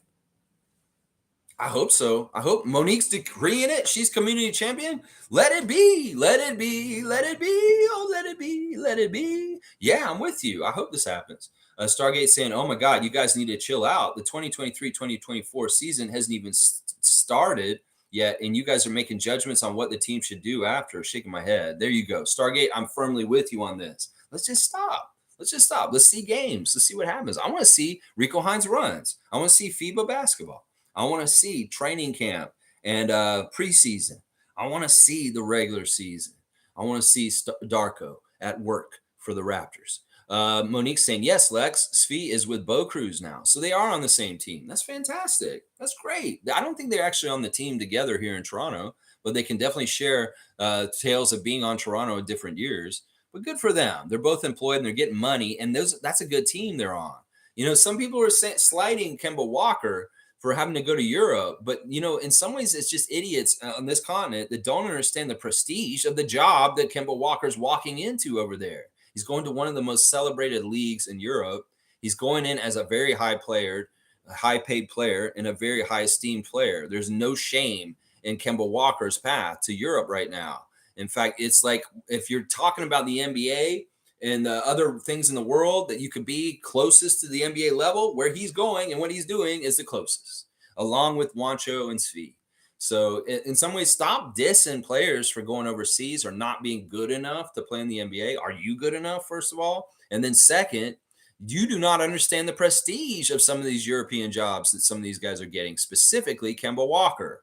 This is a very, very good contract in a very, very high-profile European league that he's going to. So there's no shame in what he's doing. Trust me, there's no shame. There's a lot of great players that played in Europe at different times. Dominique played over in Greece for a bit. There was a Magic played in a Sweden league for a little bit. Kobe, he even played in Europe for just a little bit. And people forget that. They forget that. Let's see. Fiercey saying, yeah, I'll just chill and trust in Messiah. You're right. But I also meant that if certain players did not develop under Darko and also failed under Nick, they may not be there in 2 years tops. That's a fair point. That's a fair point, Fiercey. I think that's true. If it's shown that you can't develop under Nick and you can't develop under Darko, maybe you just can't develop and there's no place for you in the league. You're just hitting your ceiling already. Well, that's it. You're done. I'm sorry.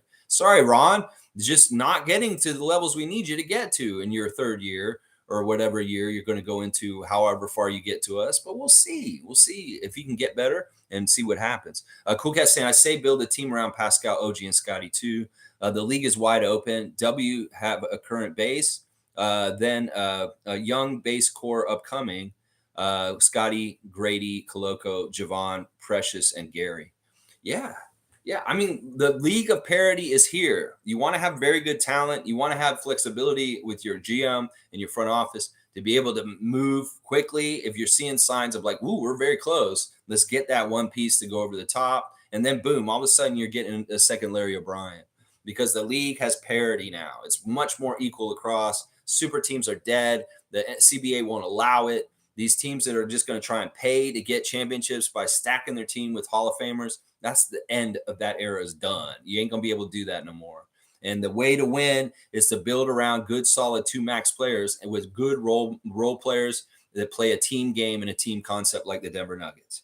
And that we have a good chance to win every single year at this point if we compete, play hard, and we continue to progress and develop as individuals and as a team. And then we're going to be going up and we'll be fine. We'll be competing just fine with a lot of the core guys we got right now. Stargate saying, you guys sound like novice basketball players or basketball fans. It's embarrassing. No wonder the U.S. basketball fans will still be laughing at us saying we don't know basketball to this day. Y'all need to stop. I think it's a little harsh, Stargate. I think that Fiercey has sound concerns because, she's right that if they don't show development under Nick and Darko, then there's something wrong with them and they may need to move along.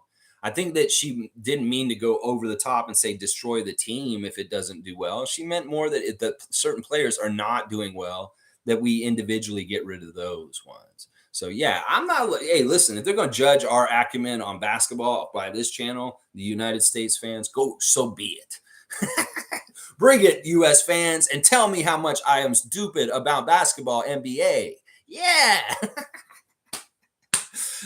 Infamous is saying, I agree, Lex. I don't understand people who say that the team has no direction. I'm not confused. We're retooling and giving Darko a change to shape this team. Why does the media keep pushing this narrative? I know it's annoying. It's very annoying. In some ways, it's just like in the everyday world. They want to stow confusion. The pandemic was very confusing, and there were a lot of dumb news sources. They were trying to cloud misinformation. A lot of people out there saying the vaccine was very bad for you, and some of them are still saying this shit. There's a lot of misinformation out there to try and fight the war of perception. And while this is part of it, these media forces don't like the Raptors. They want to make things shaky. So they gaslight the Raptors nation by saying, you guys aren't going to be that good, or telling us to not believe in ourselves, or just say this. And with the evidence, things like Fred leaving and Nick leaving, there's a lot of, this logically sounds like this may be true. And that's a lot of where this comes from. They don't want us to feel confident. They don't want us to feel on good ground. Then maybe that we are in real life, but the perception around Raptors Nation is that we should be feeling not confident, that we're looking forward, like we're looking into like a season that's going to be difficult. We don't know. We do not know. And that's the thing about this. They don't know either, but they want to shape the perception going in ahead of time and try and make it seem like this. Because in some ways they want that reality. They want the perception to become the reality. And I don't want that. So I'm going to put my own perception out there. And maybe my perception will be the reality instead, is what I'm saying. Yeah. Cool Cat saying, I've started to unsubscribe some Raptors podcasts. They are so negative. They're earning jobs based on the team and now are negative critics. Bite the hand that feeds you. Yeah, that sucks. That's no good. I don't get it either. Like, seriously. Listen, there's no reason to go heavy on negativity about the Raptors right now. Many people are already doing it, but there really isn't no reason. This is just a change. Like, everybody goes through changes in their life. You change jobs, you move to a different apartment, you get a different personal relationship with a different person, and things happen and you don't know what that's going to be like. You go to a new address and you move into a new place. You don't know what your new neighborhood is going to be like yet until you go out and explore it. You don't know what your new job's going to be like. You may like it better. It may pay you more, and you may have more fun and have better coworkers. You may have a new partner that you see and date romantically, and you don't know exactly what that relationship will be like for the whole entirety of it.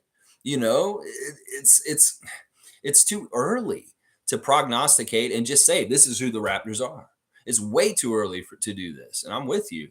And hey, we all have the power to direct our attention where we want to direct it, and that's what you do. You say, all right, I don't want to listen to Ben Rogers slam the team anymore right now. I don't want to listen to Sean Woodley. It's doom and gloom forecast for the season because it's not serving me. It's making me feel worse. It's sunshiny and summertime in Toronto. I want to have a nice time. I don't want to be feeling bad about something that's the other thing. We don't know how bad they're going to be. Y'all are writing checks in misery when it maybe are actually very successful and very good. And you'd be like, oh, why were you so Eeyore about it? So, we're going to be bad about it. Why write checks that you may not have to cash down the road? That maybe we are all fine and we kick so much ass. And then when you're like, you silly goose, why were you so negative in the summer? Why were you like that? I don't remember why. I remember you were, but you really didn't need to do that, did you? No, I didn't. You're right, Lex. I feel so dumb now. Oh my gosh. That's how I feel with some of these people that are already very much predicting we're going to have a bad year this year. It's like, how do you know? Why are you writing that check before we have to cash it? We don't know. We could be very good. And Cool Cat's right. Don't bite the hand that feeds you. Don't be overly negative. Don't take personal jabs at players that are not nice or kind. I do that to an extent. I think everybody does. But, in some ways, there's lines to get crossed by certain people with negative content that I'm like, are you even a fan of this team? Or do you even respect these men as human beings, the way you talk about them? That's another part of the whole thing that's really fucked up about social media and people talking out of their ass like me is that some people just are cocky and they don't respect these people as human beings and as men.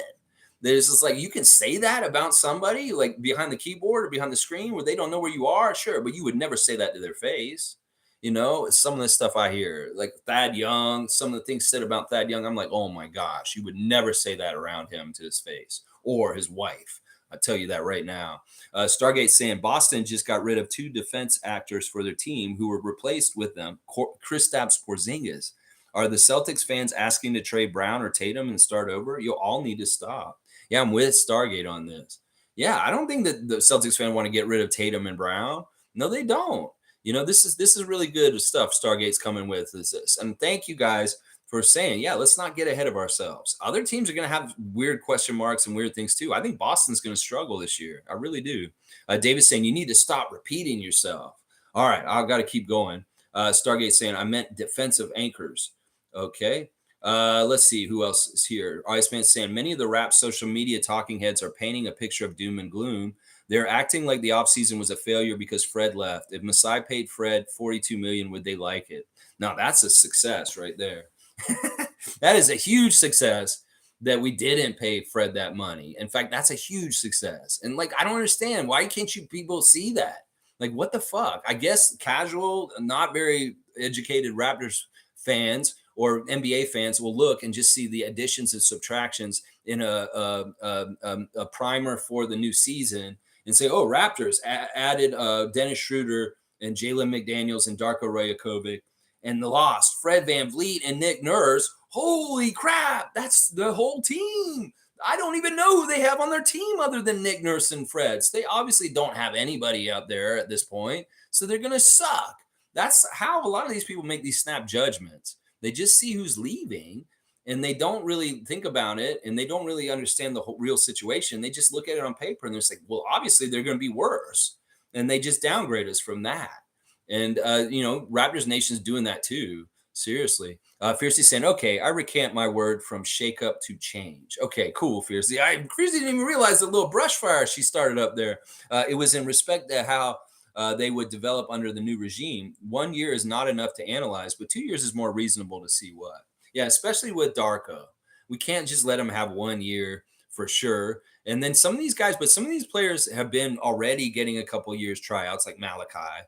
And, they may not have more than 1 year themselves. So the coach should have at least 2 years. And, some of the players may be on 1 year, just like you guys were saying, Doughton, different people are really fighting for their NBA careers. Kenrick's here. Good to see Kenrick, Chronic, Art James. If you guys have a tattoo need or any kind of art commission you want done, Kenrick's your guy. Look him up on Facebook, Kenrick Chronic Art James. If we can have a competitive bench, then they can mob up. Yeah, let's see if Marquise Noel gets time on the main roster leading a bench mob. That would be very fun. Let's see if Marquise can have his own little group of bench guys that really played really well and compete with the starters for in some ways, just like the old bench mob did with Fred. We want to replace that and get that happening again. Marquise, can you make this happen? That's what I want to know. Cool Cat saying we don't care about what others think of us. That's right. We are supporting our Raptors fans. You are here in a Raptors positive space, so it means something, right? There you go. Laugh out loud. And everybody here is positive. Listen, it's good to have doubts sometimes. It's good to be critical. It's good to look at the whole picture and not be so painted with rose tinted glasses that everything is rosy and great. We have to be realistic. Some people will say that's the biggest problem with this channel is that we're not realistic because we're too positive. Well, I don't think that's true. I think that we can be very realistic, but on a positive tip. And that's what we are. And that, anybody who just comes in and sees our channel and they're like, these people are not really like in touch with reality because of how they look at the Raptors. Well, you know what? Maybe we're a counterbalance. In some ways, we can say we anchor in reality also, but we anchor on the glasses half full side. And there's nothing wrong with that at all. And Cool Cat's exactly right. We're all Raptors fans. We're here. That means something right there, that we care about the team in a positive way. If you are regularly here on this chat, that's just how you are. I know it. That's just how it is. Stargate saying, not you, Lex. You're a true basketball head. Thank you, Stargate. I don't even know what that was in reference to, but it's all good. Let's see. Stargate saying at Cool Cat, yes, this is a positive Raptor space. One of the very few today. I just want to say it to stay that way. We will. And we'll be vigilant about this, Stargate. We've had different times where it's been difficult at different times. In fact, right now, I feel really positive about things. Last season was difficult to do this channel and to stay positive in the confusion and the losing and the weirdness of our season last year. Yeah, it was very difficult to uphold the things about this channel that are important. But we did it. We made it and we survived it. And we did not sell out the Raptors or do anything too weird. We got mad at Nick and we scapegoated him. But other than that, we were pretty positive about things. Fiercely saying that also at Stargate, I feel strongly about the team. I'm not suggesting to blow the roster up by any means, as they are solid. French is my first language, so some of my choice of words may be wrong. No, Fiercely, you're amazing. And don't worry about it. You are speaking English très bien. And there's no issues here. And nothing you said was wrong. We've reacted to it, and that's natural. And there's nothing wrong with that. We've cleared it up. You just say that if guys aren't developing on a good timeline, that maybe we need to move on from them. And there's nothing wrong with saying that. David's saying sounded like it, but it's Monday. All right, let's keep going.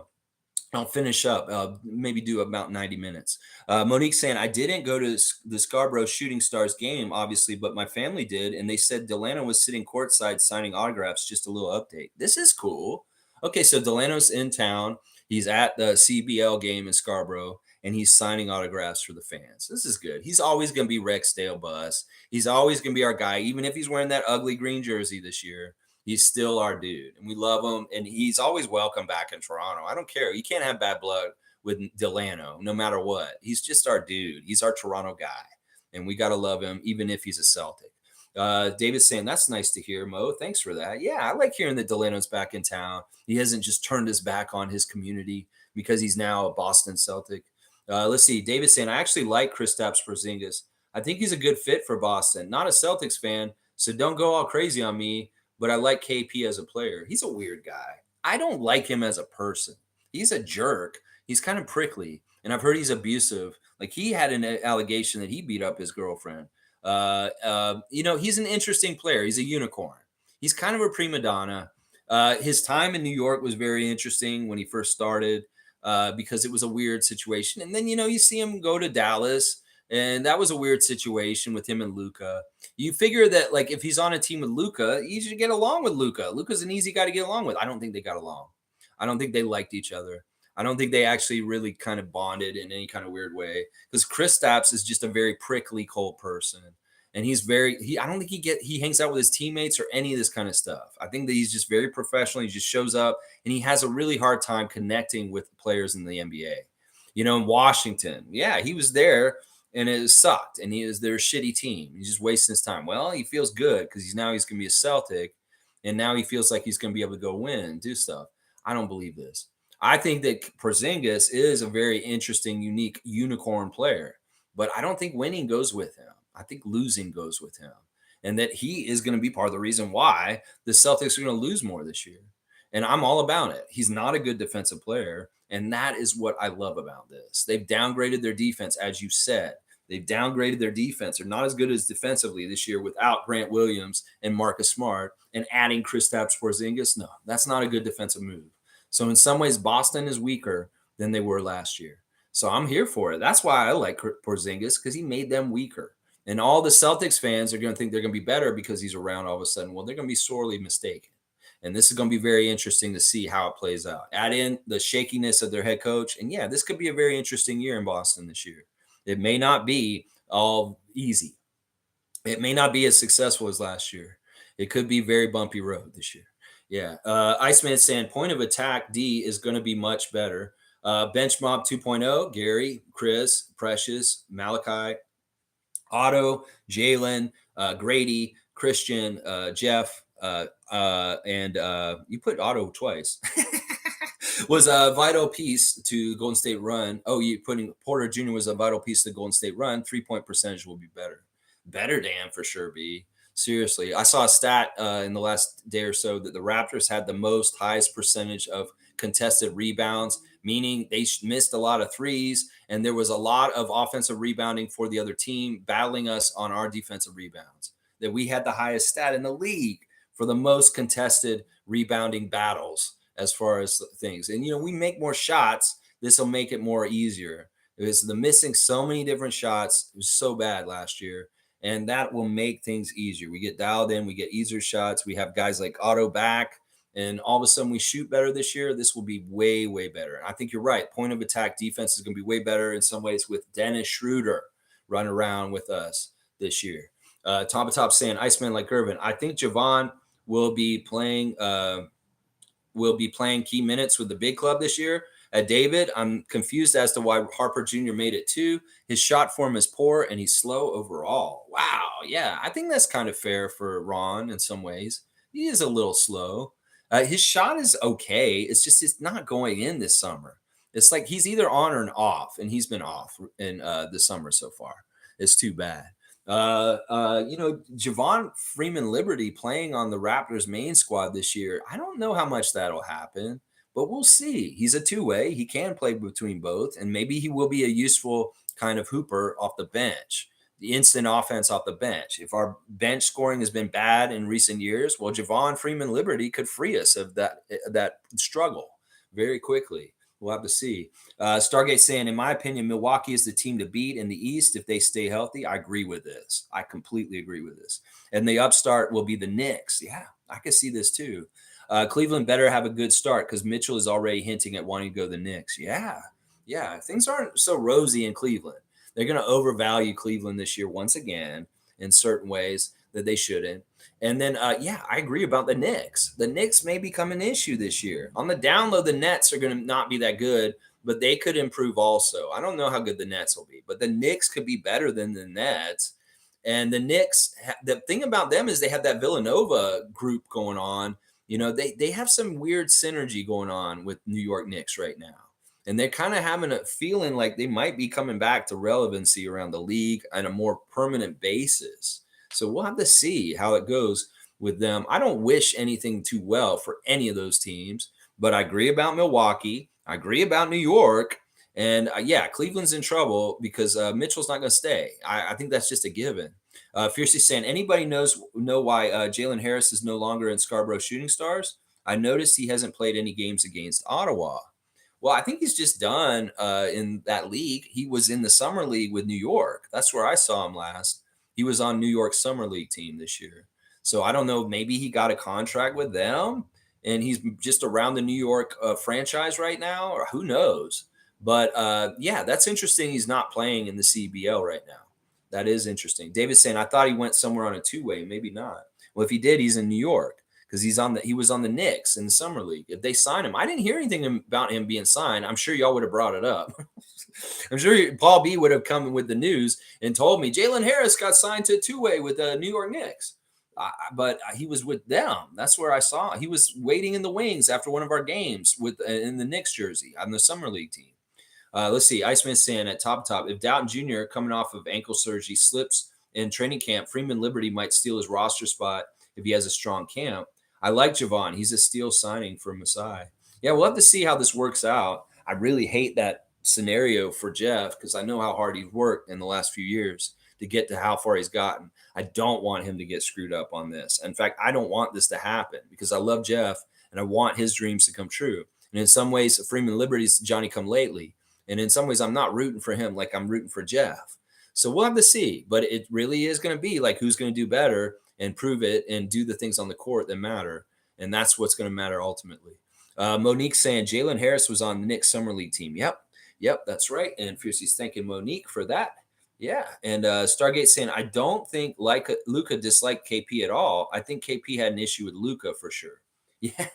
Okay. If I worded that wrong, I think that's true because Luka's that kind of personality. It's KP. He just has problems with everybody. I think that he's very arrogant and he's kind of got blind spots as far as who he is because he's so tall. He's just like he probably been yes man for so long by everybody around him that he doesn't understand exactly how people perceive him or how he comes off. I don't think he connects with teammates very well. I don't think he has anywhere he's gone. And we'll see if he connects with people in Boston. He may be just as weird and aloof and disconnected from the team. I've always felt like he's a player on an island, on a roster. He's just felt that way at every single stop he's gone to, whether it's New York, Dallas, or Washington. We'll see how it is in Boston. And I think that's a good clarification. Luka's a nice guy. He's a good ultimate teammate. He's going to have no problem with everybody else. But it could be Porzingis had some things against Luka, and we didn't realize. Top saying, Lex, I looked at it differently. We've not made many changes to the core in 3 years. We've lost too many assets for little or nothing to not recoup assets for Pascal. Plus, now we have less shooting. Yeah, I mean, I know. I get it. I think we have more shooting actually coming in because we got Grady as a rookie and Otto healthy coming back. And we may have better shooting just because Fred's not on the team all of a sudden. That our efficiency may go up just because he's not taking a huge amount of the shots. And that could all be adding up to things. Plus, once again, coaching strategies of Darko could free our guys up better for a higher percentage field goal. And that is the stuff I'm counting on. Add in the individual striving of Scotty Barnes and Pascal Siakam and other Raptors players this summer to shoot better and the work they're doing. This can all add up. I think we'll shoot better than last year. I think that's almost a given that we will not shoot as bad as we did last year. And we will be better in that way. Everybody loses players and players go other places. And you don't always get stuff in return for it. I understand the Fred thing is a big thing that people are having a hard time wrapping their heads around. We just lost a guy for nothing, as people say. But in some ways, that's not really what happened. We didn't lose a guy for nothing. A guy took money and just walked. I don't look at things that way. If it wasn't meant to be, it's not meant to be. And there's nothing that Bobby and Masai could do in this situation to change it. Fred's going to take that money no matter what. That money's available from Houston. He's going to take that money. And in some ways, like we said already, thank you for not spending that money on him like that. That's a win right there. So in some ways, once again, it's perception. We can look at things as glass is half empty or half full on every single individual thing. And Fred leaving, if you want to look at it as a glass half empty kind of thing, so be it. Go ahead. But to me, I see a half full because there's opportunity for other guys. And maybe we are more efficient and we find better things for our offense because Fred is not taking up a huge percentage of it. I could see like really good stuff happening because of that. So we'll have to see. Let's see. David's saying, can't blame him. Luka is an annoying little bitch. Whoa, David, with the venom. Towards Luka. Luka's staying in shape this offseason. He got married and he's looking svelte.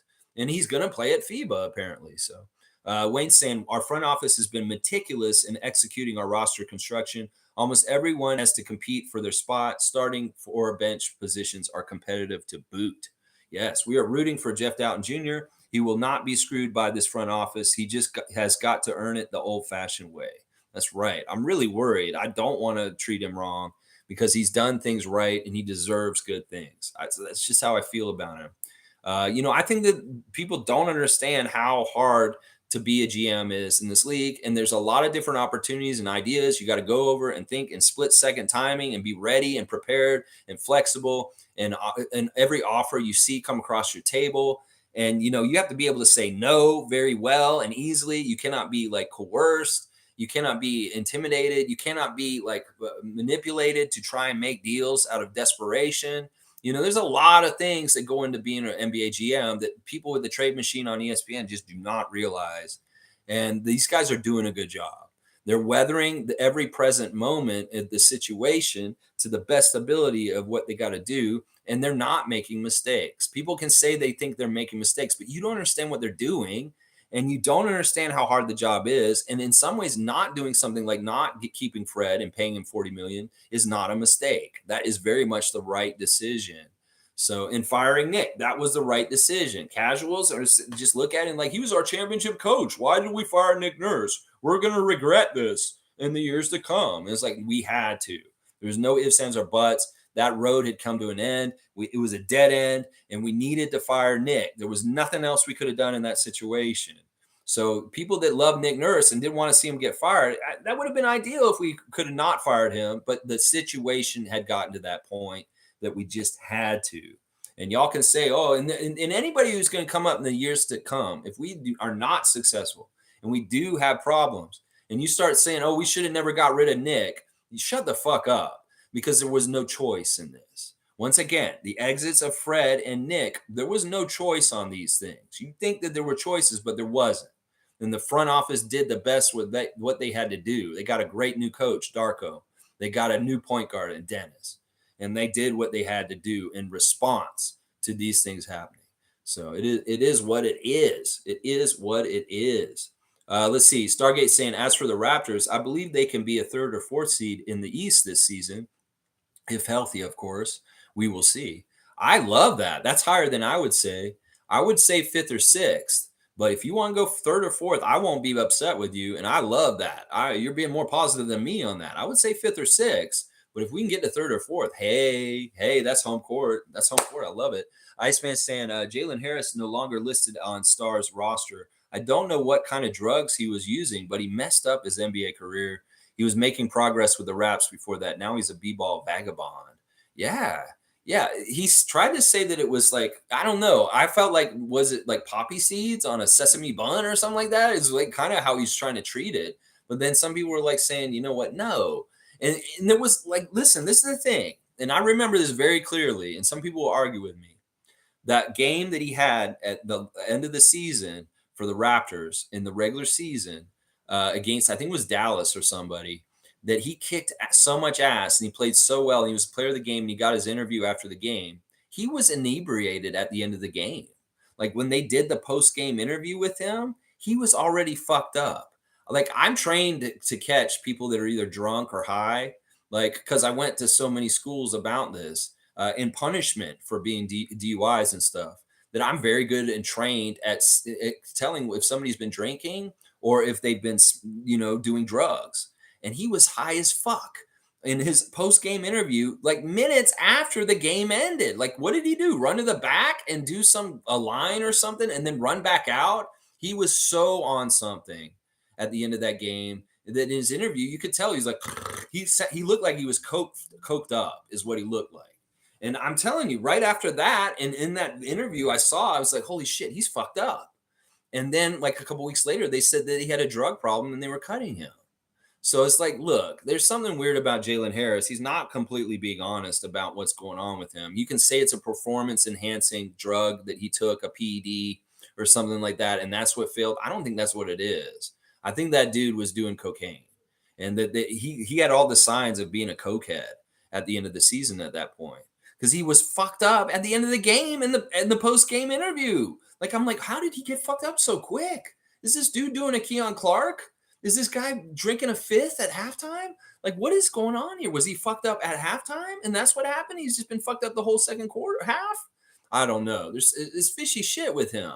Fishy. I don't think he's being honest with himself, is what I'm saying. Top saying, Iceman like Gervin agreed. Doughton Jr.'s position on the team is not a guarantee. If Javon can show he can attack the net and defend passably, Doughton may be out. We badly need a creative guard scorer. Yeah. Well, we'll see. We'll see how it all shapes up. Hopefully, Doughton's healthy and he keeps his spot. But if Freeman Liberty is so overwhelmingly good, this could happen. This could very much happen. Stargate saying, have you seen Luca recently? He lost a few pounds. I'm rooting for Jeff as well. Really hope he makes the team. Yeah, Luca doesn't have the body fat that he has usually in the off season. He's staying in shape this whole off season. Last year he come back pudgy. He always comes back a little pudgy. Not this year. He's staying in shape. Trevor's saying, to all media and all fake YouTube content creating to be Raptors fans with your bad energy, when the Raptors start winning this year, please do us a favor and do not come back. Wow, Trevor's drawing a line. He's saying, listen, we're going to remember what y'all were saying right now. And when the Raptors kick some ass, well, we got receipts. And maybe we'll come and tell them, why did y'all say this about the Raptors in the summer of 2023? When, look, Coach Darko is a huge success. And we are kicking so much ass, and we're a top Eastern Conference team. I love it. I love it. Monique saying, Iceman like Gervin, Jalen Harris is now a father. And yes, it was versus Dallas. I remember that, Monique. It was that game against Dallas. And why was he high as fuck after the game in the interview? That was weird to me. I was like, he is very much not in his right mind. I could tell. All right, y'all. Thanks for watching me today. I'll read Top of Top's comment and I'll get out of here. Y'all know my views on Fred. Addition by subtraction. He was trying to get the bag and succeed at the team's expense. It's revisionist history, but Lex, you know how pissed I was we didn't trade him. You know, it is what it is. We can't do anything about this. In some ways, yeah, we knew this was going to happen this summer with the CBA. We could have traded Fred at the trade deadline. In some ways, it's woulda, coulda, shoulda. We had to try and see if we were going to still try and do something. We just gotten Jakob. In some ways, that was important. We needed to see Fred with Jakob again. And, in some ways, it's sad that we're not going to get to see more of that in some ways. But it is what it is. We can't. It's 2020 vision. You can't have that. You don't know exactly how it all happens. And these guys do things a certain way. If that was a gamble they had to take, they probably did want to re-sign Fred, but they didn't realize that Houston was going to expand their offer so much higher, and that they were going to maybe battle with Houston to get that signing back, but they were only going to go to $30 million. They said that. They said that they had a high, hard ceiling of $30 million a year, and that's the most you'll get from us, Fred. You cannot get more than $30 million a year. We have allotted $30 million a year for you to stay in Toronto. Well, Houston comes in and says, we'll give you $43 million a year. We can't match that. There's nothing we can do.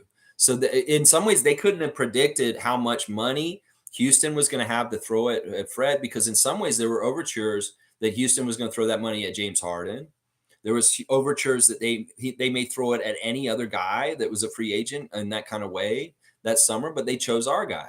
That MA specifically said, I want Fred, and I want you guys to go get him. He's my guy. I want him. It was Udoka that directed that to a degree. So there's nothing we could have done. We didn't know that big amount of the salary cap of the Rockets was going to be directed at Fred in a big, huge gun of like money at him. Here you go, Fred. We were prepared to pay $30 million a year for Fred, and we would have matched it if the offer had been around then.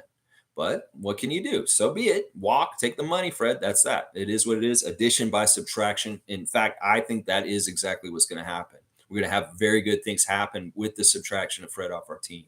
And Stargate saying, go to Trevor. Good job, Trevor. Holding it down. You know what? I'm going to give Trevor J a dunk for being very hardcore about what he just said. And also his words of wisdom are just such a great contribution to the stream every day. All right, y'all. Thanks for watching. Please like, comment, subscribe, and share. Tomorrow, Tuesday trivia. I'll write it up today. So be ready to get your trivia heads on tomorrow, 9:30 a.m. in the morning. Have a great Monday. And thank you, Tracy, for dissing the Celtics. So cool that you said you didn't want to play for them. Paul B has got it right here. Raptors are going to win. That's right. You say Jalen Harris's name 3 times, Paul B instantly appears. That's just how it works. All right, y'all. Let's go Raptors.